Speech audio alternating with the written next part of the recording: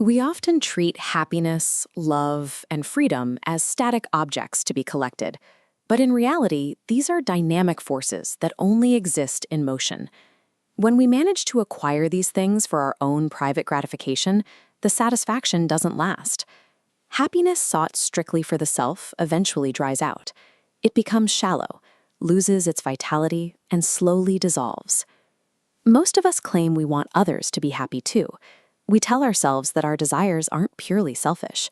But if that wish is just a sense of duty that costs us no effort, the lower self is still in control. By hoarding joy, we systematically cut ourselves off from the very flow we are trying to preserve. There is an unexamined part of the psyche, the lower self, that secretly prioritizes the I over the bow. While your conscious mind intends to do good, the lower self resists making personal sacrifices. This split creates friction. The lower self acts as a blockage that breaks the spiritual circuit, preventing fulfillment from reaching our deeper levels.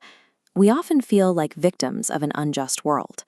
In many cases, the happiness we want is simply being blocked by our own unexamined refusal to let it flow through us.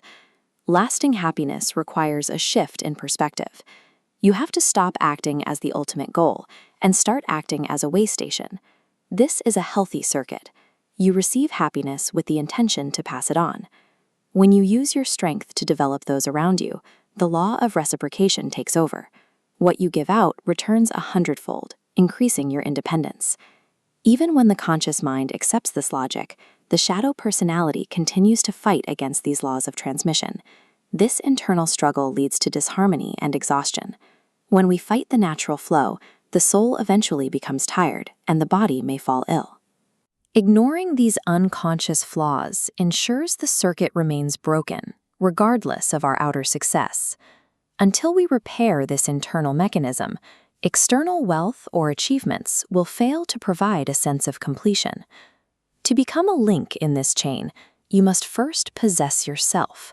You cannot give what you do not truly own. Gaining self-possession requires a difficult descent into your own unconscious. You have to navigate the murky undercurrents where your hidden faults reside. Transformation begins when you stop recoiling from your imperfections. You must take ownership of your psychological flaws instead of hiding them.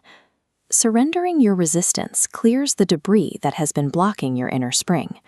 Only then can the flow of the spiritual circuit be restored.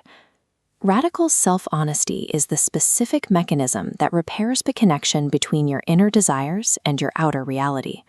By accepting your imperfections, you cease to be a slave to them.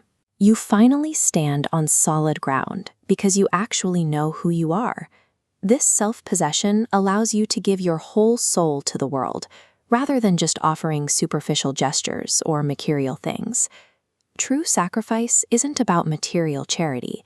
It is the spiritual act of offering your healed energy, time, and deep understanding to those who are struggling.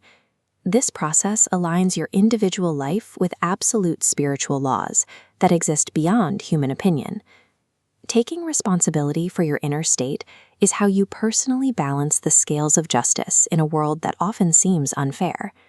Absolute truth is an ever-turning wheel. From our limited perspective, we only see fragmented segments through a heavy veil. But when you become a link, that veil lifts, revealing how your personal circuit fits into the continuous rotation. Happiness is a dynamic current, not a prize to be hoarded or a destination to be reached. It remains alive only as long as it is allowed to flow through you to others.